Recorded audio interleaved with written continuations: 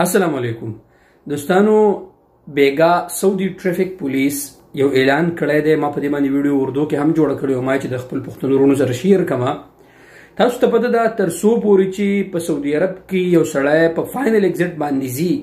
نو هغه د فاینل ایگزټ د هغه وخت پورې نه لګي تر څو پورې چې د هغه خپل پوره هغه پسې کګاړه دغه په نوم باندې هغه پسې د وای فای بلی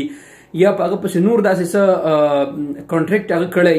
چې هغه دغه په اقامه باندې نو تر دغه وخت پورې هغه ته خروج یعنی فاینل ایگزټ وته نه لګي. نو دا پرون سعودي د نن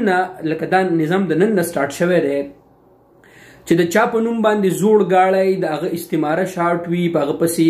پیسې وي او چې سم پسې یعنی گاړی دغه په نوم باندې او پیسې پسې سٹارټ وي یعنی غرامې پسې جمع شوي یعنی استعماره شارټ وي دا مطلب مې دی کنه. نو تاسو د کار وکړئ چې هغه خپل گاړی که تاسو د خپل نوم نه کوزول غواړئ مخکې خو به داسې به نه کېده تاسو به د هغې پیسې به ډکولې غرامه هم ډکولې نو هغې نه پسه اوس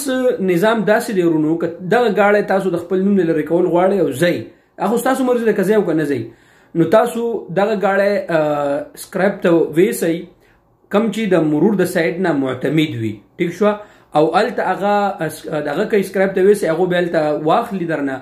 هغه نمبر پلیټ چې کوم دی هغه تاسو راوړئ په مرور کې هغه جمع کوي په دې طریقه باندې بس تاسو د نوم نه هغه گاړی بغیر د پیسو نه بغیر د څه جرمانو نه بس تاسو د نوم نه لرې کړی شي بالکل فری. دا یو زبردست آفر دی ملګرو د دې نه فایده واخلئ.